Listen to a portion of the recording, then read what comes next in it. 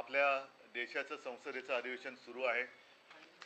येत्या सोमवारपासून महाराष्ट्राच्या विधिमंडळाचं अधिवेशन सुरू होईल। गेले काही दिवस संसदेमध्ये कसं कामकाज सुरळीत चाललेलं आहे हे संपूर्ण देश पाहतोय। छान देशाच्या महत्त्वाच्या विषयावरती चर्चा होते।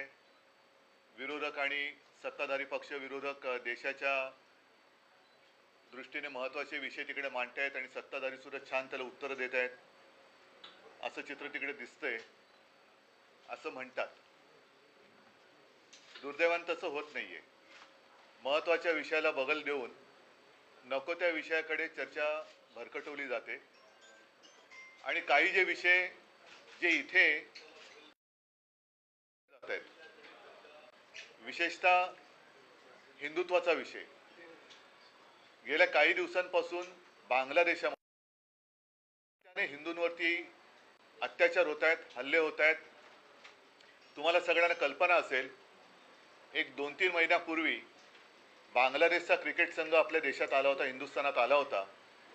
तेव्हा आदित्यने सुद्धा हा मुद्दा उपस्थित केला होता की जर बांगलादेशामध्ये हिंदूंवरती अत्याचार होत असतील तर अशा देशाच्या क्रिकेट संघाबरोबर आपण क्रिकेट खेळणं किती योग्य आहे। साहजिकच आहे, त्याला सत्ताधारी पक्षाकडनं काही उत्तर मिळालेलं नाही, ते मिळणारच नव्हतं।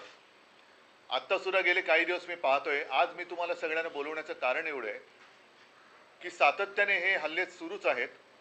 अगदी बांगलादेशामध्ये ही बातमी महाराष्ट्र टाइम्सची आहे, इस्कॉनचं केंद्र, इस्कॉनचं मंदिर जळले तरी आपण गप्प आहोत। त्यांच्या प्रमुख तिथल्या कोण जे असतात इस्कॉनचे, त्यांना अटक झाली तरी सुद्धा आपण गप्प आहोत। हिंदूंवरती रोज अत्याचार होत आहेत तरी देखील आपण गप्प आहोत। मग आपले विश्वगुरू हे अत्याचार नुसतं पाहत का बसलेले आहेत? माझी पंतप्रधान नरेंद्र मोदीजींना विनंती आहे तमाम हिंदूंतर्फे की जसं आपण एका फोनवरती युक्रेनचं युद्ध थांबवलं होतं, तसंच बांगलादेशमध्ये जे काही हिंदूंवरती अत्याचार होत आहेत त्याबद्दल आपण काहीतरी भूमिका घ्यायला पाहिजे, पावलं उचलायला पाहिजेत। कारण इथे नुसतं बटेंगे कटेंगे फटेंगे वटेंगे असं करून काही उपयोग नाही आहे। जिथे काही नाही आहे तिकडे छाती फुगवून दाखवण्यात काही अर्थ नाही आहे, पण जिथे अत्याचार होत आहेत त्यांना आपली धमक दाखवण्याची आज गरज आहे। आणि त्याच्यासाठी आपण काय करणार आहोत? कारण काल आमच्या खासदारांनी माननीय पंतप्रधानांच्या भेटीची वेळ मागितली होती, पण त्यांना ती नाकारण्यात आली। कारण मी सांगितलं होतं की रितसर आपण जाऊन पंतप्रधानांना एक पत्र द्यावं आणि त्यांचे व्याप खूप आहेत, त्यांना खूप देशांमध्ये फिरायचं असतं, जगभर फिरायचं असतं, भाषणं द्यायची असतात। तर कदाचित त्यांच्या नजरेत बांगलादेशामध्ये होणारे हिंदूंवरचे अत्याचार लक्षात आले नसतील, जसं मणिपूरचे आलेले नाहीत, तसंच हिंदूंवरचे अत्याचार बांगलादेशात होत आहेत, मंदिर जाळलं जाते, आणखीन काय काय होते, संपूर्ण सगळ्या काय बातमी येत नाही आहेत। तर केंद्र सरकारने तात्काळ काय पावलं उचलणार आहेत हे स्पष्ट केलं पाहिजे। बाकीच्या चर्चा तूर्त एक दिवस बाजूला ठेवा आणि संसदेमध्ये बांगलादेशात होणाऱ्या हिंदूंवरती अत्याचारांबद्दल केंद्र सरकारची नेमकी भूमिका काय आहे आणि आपण काय पावलं उचलणार आहोत, त्या सुरक्षित आहेत, त्या सुरक्षित आहेत असलेले जे सारे गोरगरीब हिंदू आहेत ते मात्र हे त्यांनी सांगायला पाहिजे। आणि जसं बांगलादेशामध्ये इस्कॉनचं, मला खरं म्हणजे आश्चर्य वाटलं, संतापही आलाय की 2 बातम्या, कदाचित ही मंदिरं एवढी महत्त्वाची नसतील त्यांच्यासाठी, पण ही कालची बातमी आहे सकाळमधली, सिडकोचा डोळा, हे कुळांचे भूखंड कोणाला मिळणार? आता सध्या भूखंड कोणाला एकालाच मिळत आहेत, तर हा सुद्धा भूखंड जो आहे सिडकोचा, हा सुद्धा त्यांनाच जाणार आहे का? आणि मंदिराचा जो काही भूखंड आहे तो त्यांना जाणार आहे का?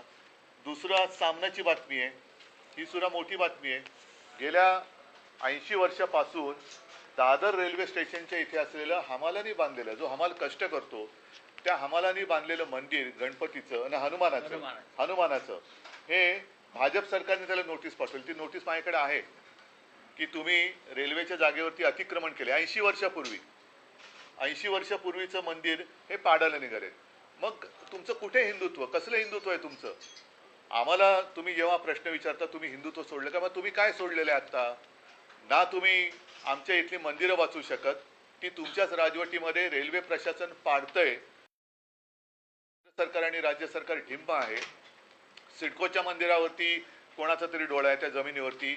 बांगलादेशामध्ये मंदिर जाळलं जाते, हिंदूंवरती अत्याचार होत आहे, तरीसुद्धा गप्प बसणाऱ्यांचं हिंदुत्व नेमकं त्याची व्याख्या आणि त्याचा आकार उकार तरी काय आहे हे मला एकदा त्यांच्याकडनं उत्तर मिळायला पाहिजे. म्हणून मी आज तुम्हाला सगळ्यांना बोलवलं. कारण त्यांना आम्ही रितसर भेटीची मागणी केली होती, ती त्यांनी दिली नाही. म्हणून नाईलाजाने मला आपल्या माध्यमातून त्यांना हा प्रश्न विचारायला लागतोय. पहिल्यांदा हिंदू आणि मग नेशन मिशन इलेक्शन आहे ते त्यांना फक्त इलेक्शन पुरतंच त्यांचं हिंदुत्व बाकी आहे का? हिंदू त्यांना फक्त म्हणजे नुसती मत नाही आहेत, हिंदूंना भावना आहेत. त्याच्यामुळे वन नेशन इलेक्शन वगैरे ज्या काही गोष्टी आहेत ह्यांचं हिंदुत्व हे फक्त इलेक्शन पुरतंच मर्यादित आहे का? हा सुद्धा प्रश्न आहे की हिंदू राहिले फक्त मतांपुरते एवढंच त्यांचं हिंदुत्व आहे का? तर त्याच्यावरती त्यांनी बोललं पाहिजे.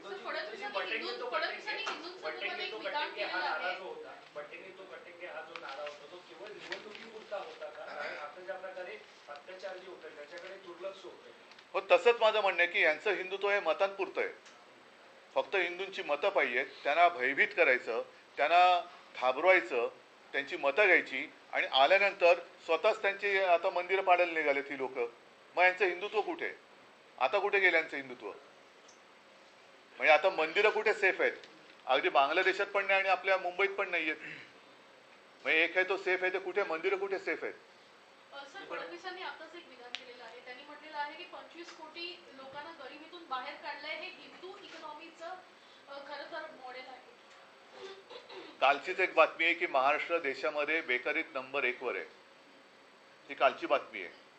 आता त्याच्यामध्ये हिंदू आहेत की नाही हे कल्पना नाही. पण मी फडणवीसांना आता याच्यात घेतच नाही, कारण बांगलादेशाचा मुद्दा आहे आणि फडणवीसांना याबद्दल घेणार आहे की आपल्या मुंबईतलं मंदिर जे 80 वर्षापासूनचं हनुमानाचं मंदिर आहे, हमालांनी कष्टाने बांधलेलं आहे, तिथलं झाड बीड त्यांनी छान व्यवस्थित ठेवलेलं आहे, असं मंदिर पाडण्याचा फतवा निघतोय रेल्वे खात्याकडनं.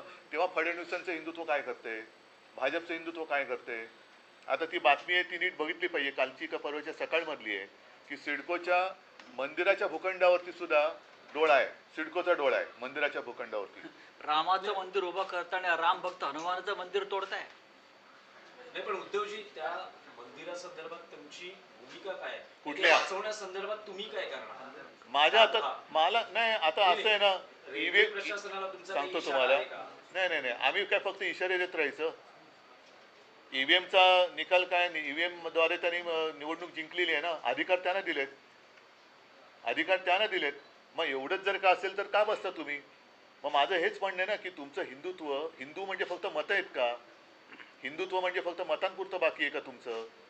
मग कसलं तुम्ही कटिंगे बटिंगे वगैरे करताय? कशाला करताय? कशाला हिंदूंना घाबरवताय? नाही, पहिलं मला त्यांच्याकडनं उत्तर. नाही नाही नाही नाही, मी आता याच्याबद्दल काही बोलणार नाहीये. कारण एकदा ह्याच्याबद्दल, ह्या निर्णयाबद्दल, निवडणुकीच्या निकालाबद्दल लोकांच्या मनात एक धक्का आहे. जर का त्यांना असं वाटत असेल की लोकांनी खरंच त्यांना मतं दिले, तर पहिले त्यांची जबाबदारी आहे. ते काय भूमिका घेत आहेत त्याच्यावरती माझी भूमिका राहील.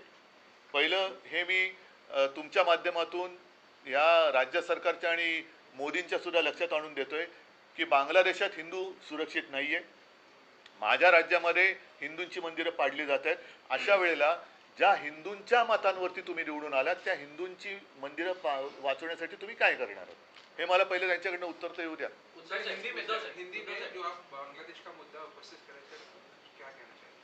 पिछले कुछ दिनों से लगातार हम देखते आए हैं, पढ़ते आ रहे हैं कि बांग्लादेश में हिंदुओं के ऊपर अत्याचार होते जा रहे हैं. खास कर 10, 15, 20 दिन पहले की एक खबर है जिसमें साफ साफ कहा गया है, लिखा गया है कि वहाँ का इस्कॉन का मंदिर जलाया गया. वहाँ के इस्कॉन के जो भी क्या कहते हैं उनको, पुजारी है, प्रमुख है, उनको गिरफ्तार किया गया. हमारे विश्वगुरु क्या कर रहे हैं? पिछले 2-4 महीनों से वहाँ हिंदुओं के ऊपर अत्याचार चल रहे हैं. वहाँ से शेख हसीना जी यहाँ अपने देश में आई, ऐसे मैंने सुना था, पढ़ा था. वो तो सुरक्षित है, लेकिन बांग्लादेश में हिंदू असुरक्षित है. तो जिस मोदी जी ने यूक्रेन का वॉर रुकवा दिया था, तो वो हिंदुओं के ऊपर अत्याचार जो हो रहे हैं वो क्यों नहीं रुकवाते? क्या कहने वाले आप, क्या भूमिका लेने वाले हैं?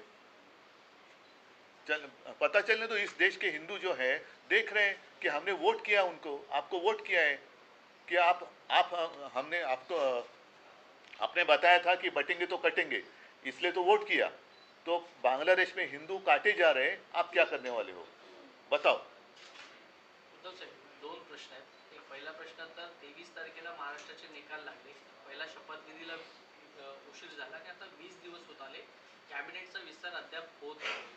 महाराष्ट्रामध्ये अनेक गुन्हे वाढत आहेत, अनेक खून दरोडे होत आहेत. त्यांना फक्त अजूनही त्यांच्यामध्ये, मी काल बातम्या पाहिल्या की याचे खासदार फोडणार, त्याचे खासदार फोडणार, म्हणजे हे फक्त फोडाफोडीचंच राजकारण चाललंय. यांचं हिंदुत्व वगैरे साफ झूट आहे. यांना आणखीन किती राक्षसी बहुमत पाहिजे, आणि मिळाल्यानंतर सुद्धा अजूनही विस्तार का होत नाहीये. नुसतं पक्षाचा विस्तार किंवा सत्तेचा विस्तार हेच तुमचं स्वप्न आहे का, आणि त्याच्यासाठी तुम्ही हिंदूंना वापरताय का. असं वाटतं की पहिलं त्यांनी या प्रश्नावरती किंवा या समस्येवरती उत्तर द्यावं. पूर्ण देशातले नव्हे तर कडे एका अपेक्षेने बघतायत, आशेने बघतायत की आज बांगलादेशातल्या हिंदूंवरती ही परिस्थिती आली असेल तर इतरांची काय हालत आहे. उद्धव साहेब, दुसरा प्रश्न असा आहे की शरद पवार आणि अजित पवार म्हणजे कौटुंबिक जरी घटना नातं असलं तरी राजकारण. मी आता दुसऱ्या कोणत्याही विषयावरती बोलणार नाही. मला आता फक्त बांगलादेशामध्ये होणाऱ्या हिंदूंवरच्या अत्याचाराबद्दल पंतप्रधान नरेंद्र मोदी आणि आपलं हिंदुस्थान सरकार काय भूमिका घेणार आहे हे त्यांनी स्पष्ट करायला पाहिजे. सर 23 तारखेला शपथविधी झाला, आपण नव्हता शपथविधीला, नंतर काय बोलणं झालं? बांगलादेशामध्ये जे हिंदूंवरती अत्याचार होत आहेत त्याच्याबद्दल नरेंद्र मोदींनी आपण काय करणार आहोत हे भूमिका पहिली स्पष्ट करावी. महाविकास आघाडी सोबत घेऊन शरद पवारांचा पक्ष सोबत घेऊन आपण बांगलादेशाच्या दादर स्टेशनवरचं 80 वर्षापूर्वीचं हनुमान मंदिर ते पाडणार आहेत, त्याच्याबद्दल त्यांनी उत्तर द्यावं. चला सगळ्यांना याच परिणामावरून कोविडमध्ये महाविकास आघाडीला घेण्याचा प्रयत्न केला होता. मात्र आताची त्यांची मंदिरांबाबतची भूमिका तुम्हाला संशयास्पद वाटते का? संशयास्पद नाही, ही याला काय भूमिकाच म्हणत नाही. मला असं वाटतं मी बोललोय ते पुरेसं आहे. त्याच्यावरती त्यांच्याकडनं उत्तर येणं किती अपेक्षा करू याची मला काय आयडिया नाहीये. तर त्यांच्याकडनं जर त्यांच्यात थोडं जरी हिंदुत्व बाकी राहिलं असेल, लाज लज्जा शरम हिंदुत्वावरनं त्यांच्यात बाकी राहिली असेल, तर भारतीय जनता पक्षाने आणि पंतप्रधानाने बांगलादेशात हिंदूंवरती होणाऱ्या अत्याचाराबद्दल बोलावं. आमच्याकडे जे दादर स्टेशनचं मंदिर पाडायचा फतवा, हा शब्द मी मुद्दामून वापरतो कारण तो भाजप सरकारने काढलेला आहे, तो फतवा त्याच्याबद्दल त्यांनी बोलावं. सिडकोचा डोळा तिथल्या मंदिराच्या जागेवरती आहे, तो भूखंड